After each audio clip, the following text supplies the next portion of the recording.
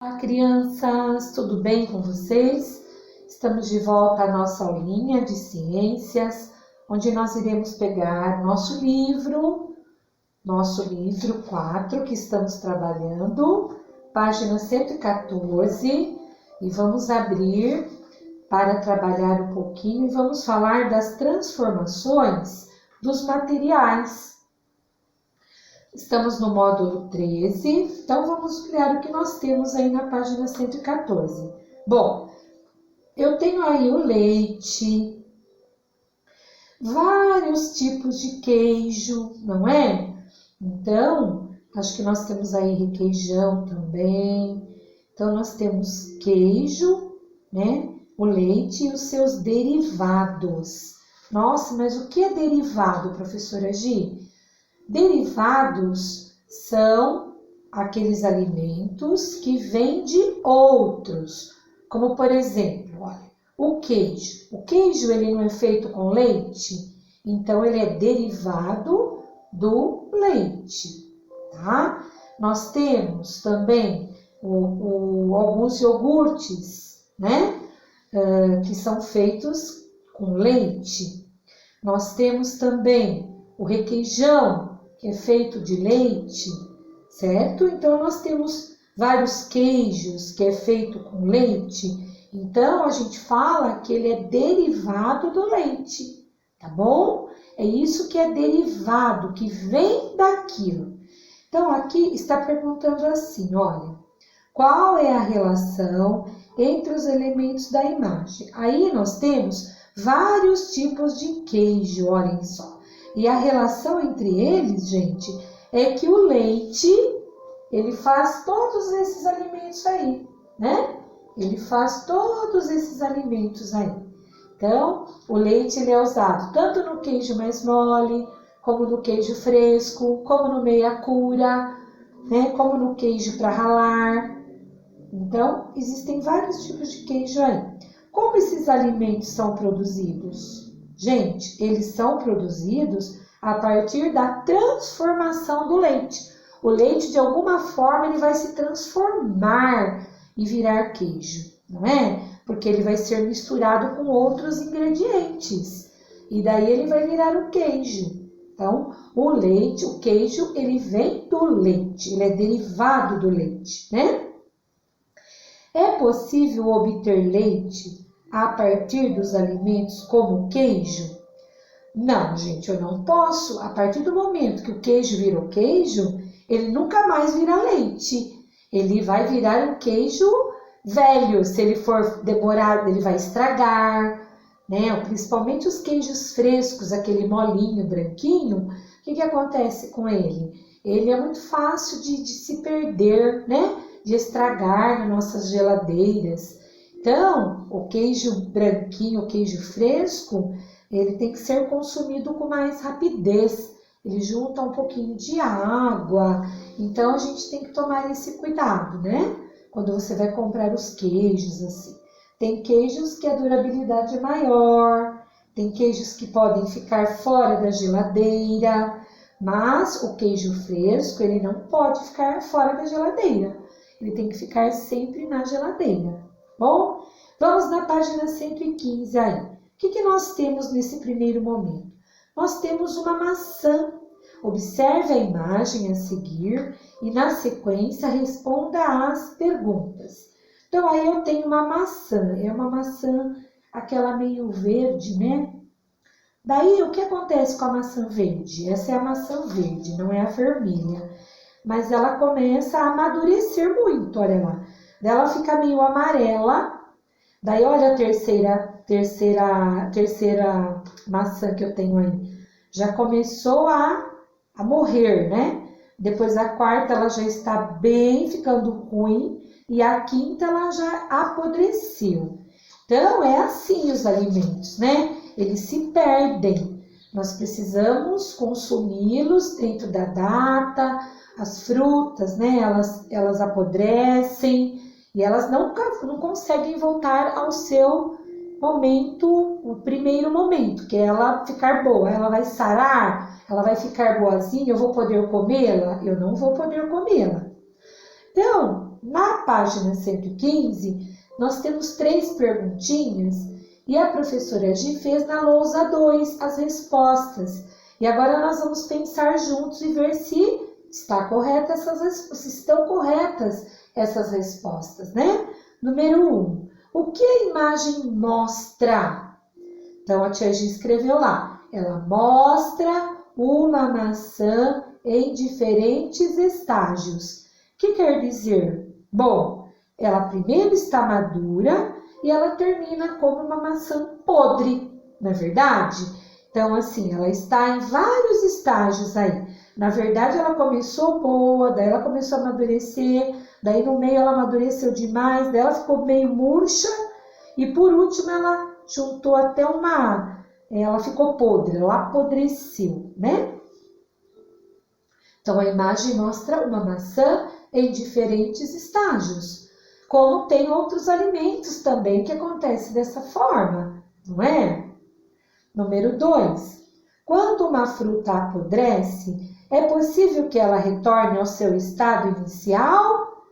Explique sua resposta, gente. Então, lógico que não, né? O processo, o apodrecimento, gente, ele é irreversível. Nossa, professora Gi, e o que é irreversível? Irreversível é uma coisa que não tem volta mais. Então, se ela apodreceu, o destino dela é o lixo. Não tem como, ela não vai melhorar, ela não vai sarar para você comê-la. Não existe essa possibilidade, tá bom? Deu para entender? Então, ele é irreversível, ele não volta mais. Maçã apodreceu? Opa, vou espirrar. Sai, gripinha. A maçã apodreceu, ela vai ter que ser jogada, descartada de uma forma correta também. Não posso jogar e misturar com todos os plásticos, com outras coisas assim, né? Número 3. Um alimento estragado deve ser jogado fora. Todos os produtos que consumimos, incluindo suas embalagens, deveriam ser descartados na mesma lixeira? Eu posso descartar na mesma lixeira tudo? Plástico, frutas. Será que eu posso colocar restos de comida? Será que eu posso pôr sempre tudo no mesmo pacote? Ou eu não devo fazer isso? Eu não devo fazer isso, pois precisamos separar os lixos orgânicos, restos de alimentos recicláveis. A gente precisa terminar ali. Oi, vou aparecer um pouquinho, mas hoje eu estou escondidinha. Reciclados e etc.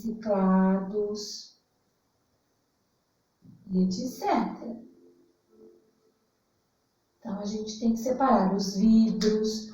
Posso colocar tudo num monte só, tudo num saco só, né? Não está correto isso. Preciso reciclar, separar o lixo, não é? Então, vamos lá. Número 3, não, pois precisamos separar os lixos orgânicos, restos de alimentos, reciclados, né? A gente separa para poder colocar no lugar correto, onde nós devemos colocar mesmo, da forma correta, não é verdade? Então, continuando aí, na número 4, está perguntando assim para a gente. Na escola, os diferentes tipos de materiais são separados para serem descartados? Lá no colégio nós temos os lixos, né, separados para as latinhas, para os restos de comida. A gente precisa separar. E na sua casa, você também faz essa separação? Então, nós precisamos fazer esse descarte. O que é descarte? Jogar no lugar correto. Vamos agora para a página 116. Vamos lá? Olhem lá, nós vamos falar sobre essa corrente de ferro enferrujada. Então, vamos ver. Transformações dos materiais. Agora, nós vamos falar de materiais. Por que será, gente, aqui do lado tá assim, ó? Por que o ouro não enferruja? Depois nós vamos falar um pouquinho sobre isso, tá? Olha como os materiais eles se transformam. Nós vamos observar agora. Transformações dos materiais. Em nosso dia a dia, utilizamos diversos materiais. O caderno e o lápis para escrever, a borracha para apagar, a cadeira em que sentamos, por exemplo. Você sabe dizer de onde vêm esses materiais? Há materiais que são obtidos diretamente da natureza, como a madeira, e materiais que são fabricados pelo ser humano a partir de materiais naturais, como o plástico. Em ambos os casos, eles podem ser modificados e ter suas propriedades alteradas.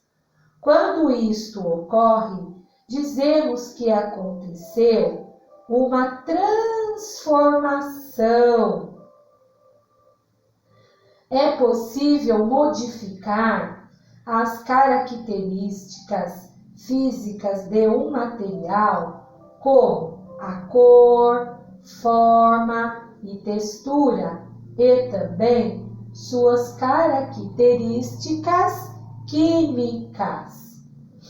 Observe a imagem ao lado e responda à questão. Gente, aí está perguntando assim: corrente de ferro enferrujada, no detalhe. Corrente de ferro sem ferrugem. Então, eu tenho aí dois tipos de correntes. Aí no círculo eu estou vendo uma corrente totalmente sem ferrugem, em ordem, né? E do lado eu estou vendo uma corrente de ferro enferrujada. Agora eu pergunto para vocês, olhem as duas assim, né? Em sua opinião, a corrente enferrujada poderia voltar à sua condição inicial? Você acha que ela poderia voltar? Você acha que a enferrujada ela pode voltar a ser uma boa corrente? Gente, é lógico que ela que não poderá ser revertida, tá? Quando a corrente acontece dessa forma, ela não poderá ser revertida.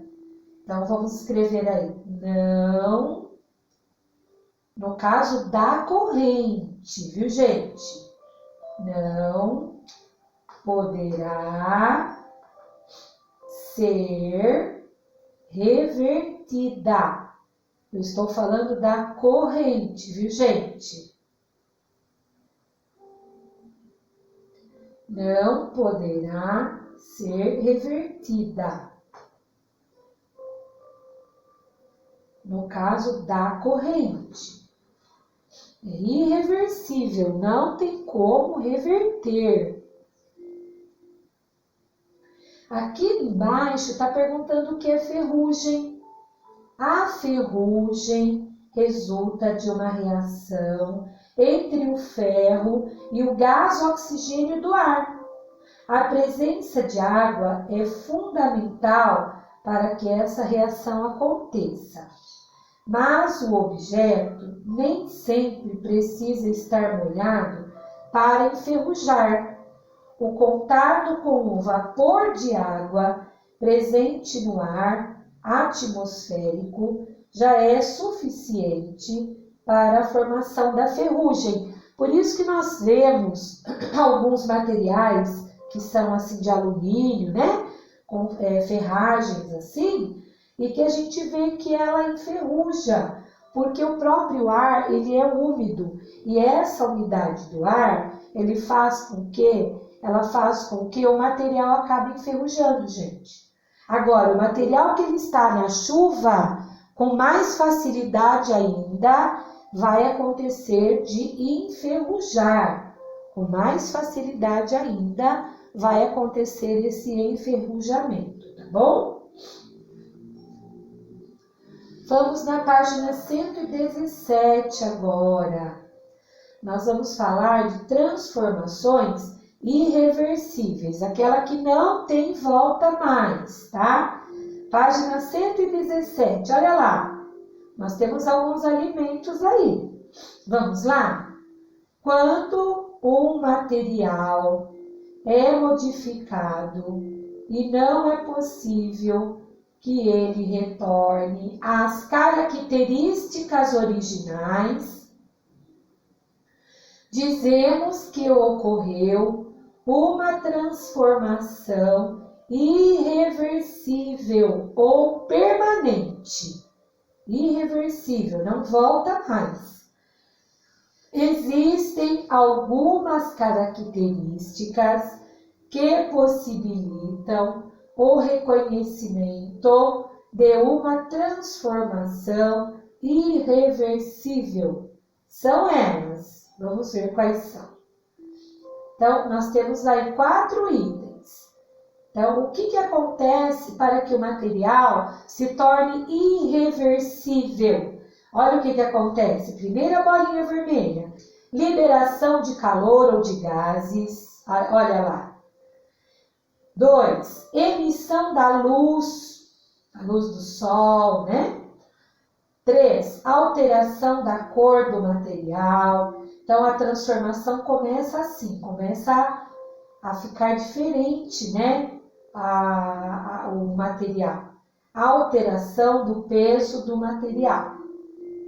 A formação da ferrugem é um exemplo de transformação irreversível. Observe outros exemplos nas imagens a seguir. Olhem lá. Olha o que eu estou vendo aí, gente. Um ovo transformado. Ele está frito. O processo de fritura transforma o ovo irreversivelmente. Será que esse ovo ele volta a ficar mole? Não. Ele uma vez que ele foi frito, ou se ele foi cozido, ele não tem mais volta. Então, é um processo irreversível. Do lado, a transformação dos comprimidos efervescentes na água. Então, aquele comprimido que eu tenho que colocar na água para efervescer, como por exemplo, o heno, que é o pozinho, o sorrisal, que é aquele pozinho, quando eu ponho na água, nunca mais ele vai voltar a ser o pozinho ou o comprimido, né? Ele se transformou. Olha lá, o palito de fósforo também, a queima do palito de fósforo também. Quando você queima, a transformação é irreversível, né? Nunca mais ele volta a ser novo. E o açúcar, quando a gente vai fazer a calda de algum pudim, alguma coisa, quando ele é aquecido, ele se transforma em caramelo, não se transforma? Daí ele nunca mais vai voltar a ser o açúcar. Ele vai ser sempre um caramelo, tá bom? Daí aqui embaixo pergunta, você conhece outros exemplos de transformações irreversíveis? Converse com os colegas e procure identificar transformações. Conversem com a mamãe, pensem lá,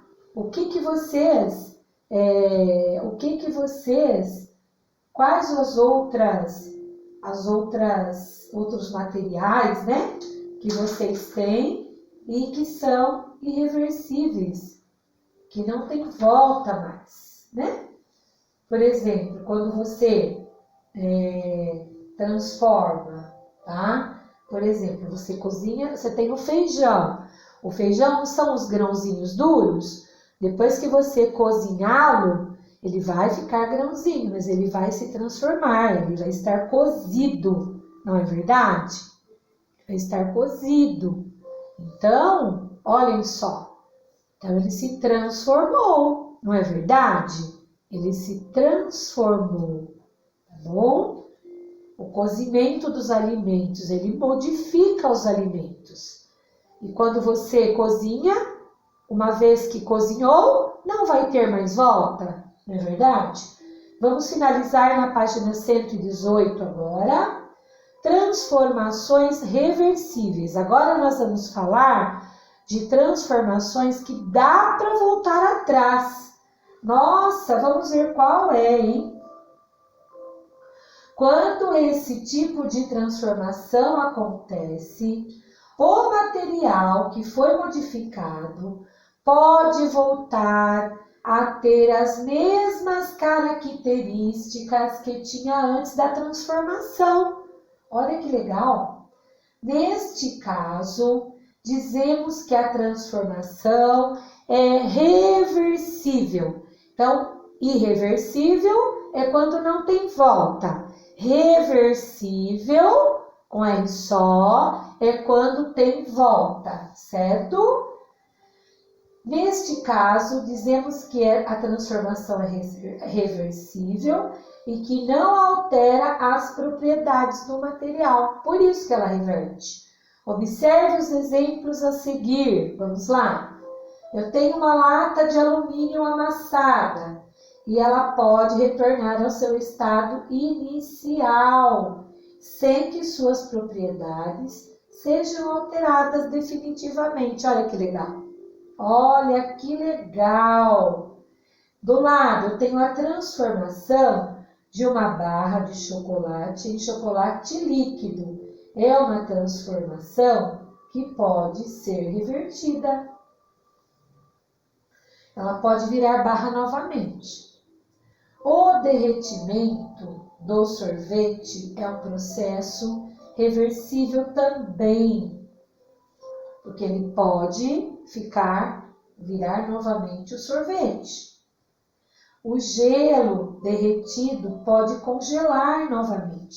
Então, ele derreteu. Se eu tirar uma forminha de gelo do meu congelador, pôr em cima da pia e deixá-lo lá durante horas, ele vai virar água, não vai? Vai ficar tudo água nos quadradinhos. Só que, se eu voltá-lo no congelador, o que vai acontecer? Ele vai se transformar de novo em gelo. Quer dizer que ele teve reversão, né? Ele teve a gente conseguiu reverter.